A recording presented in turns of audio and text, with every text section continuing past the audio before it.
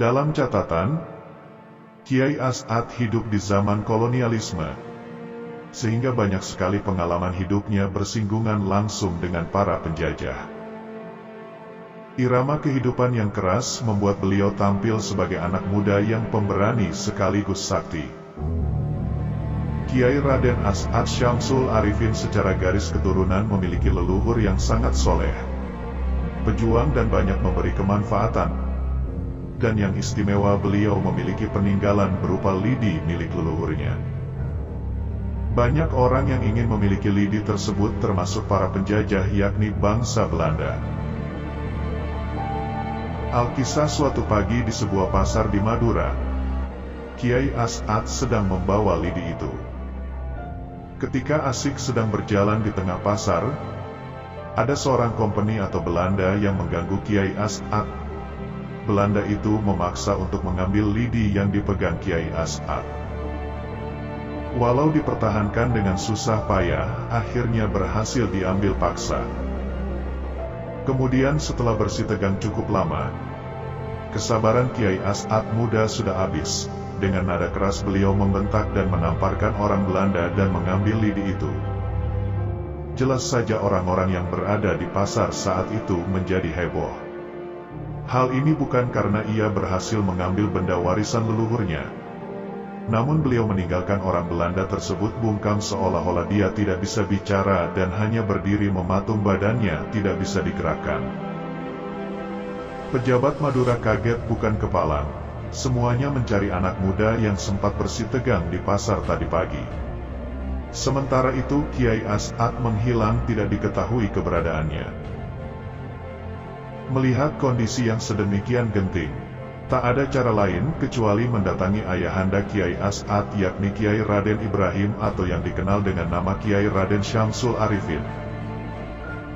Seperti pengemis, orang-orang Belanda memohon agar Kiai Syamsul Arifin membujuk putra kesayangannya untuk mencabut karma yang menimpa orang Belanda di pasar tadi pagi. Kiai Syamsul Arifin terkejut mendengar kabar tersebut, karena tidak mengetahui kasus di pasar tadi pagi. Setelah mendengar pengaduan dari orang Belanda, Kiai Syamsul Arifin mencari putranya yang tak lain adalah Kiai As'ad.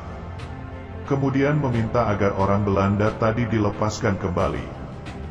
Dan akhirnya orang Belanda tersebut dimaafkan dan bisa beraktivitas kembali.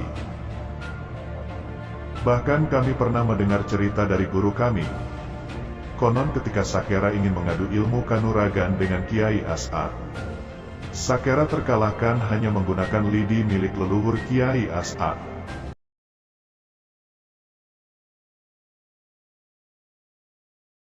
Ada cerita.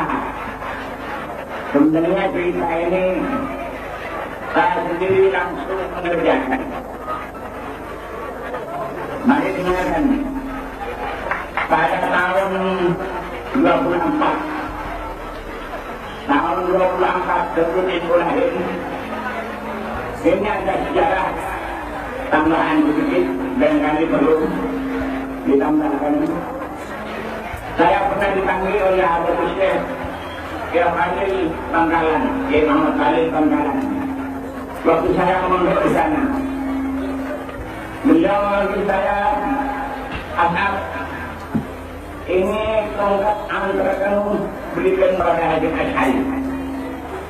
Tongkat kayu Musa yang biasa dijual di Mekah itu. Kemudian saya diberi ongkos RM1. Ini ongkosmu, bawa.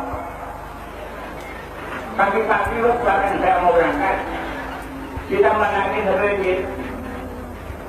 Jadi Rp5 uang dulu. Lalu Kiai, hei, angkatkan ini, kasihkan Haji Mas Hari. Sampai di Lubang, sampai di Bulan, saya tuan Kiai Haji Hari. Saya sampaikan tongkat ini, Kiai tidak mau terima, nanti dulu. Saya akan tanya bagaimana ceritanya tongkat dulu. Waktu dibelikan kepada kamu, saya ceritakan bahwa ada Syekh Kiai As'ari waktu akan menyerahkan tongkat ini, beliau mengatakan begini, membaca Al-Quran Tuhan, wamatil terjadi gaya Musa oleh yang soleh. Tapi Nabi Musa meneruskan akaluk kawaina wa usyubiha ala wanami walladhiha ma'al ukra. Qala alqiha ya Musa wa alqaha fa idha hiya hayyatun tas'am.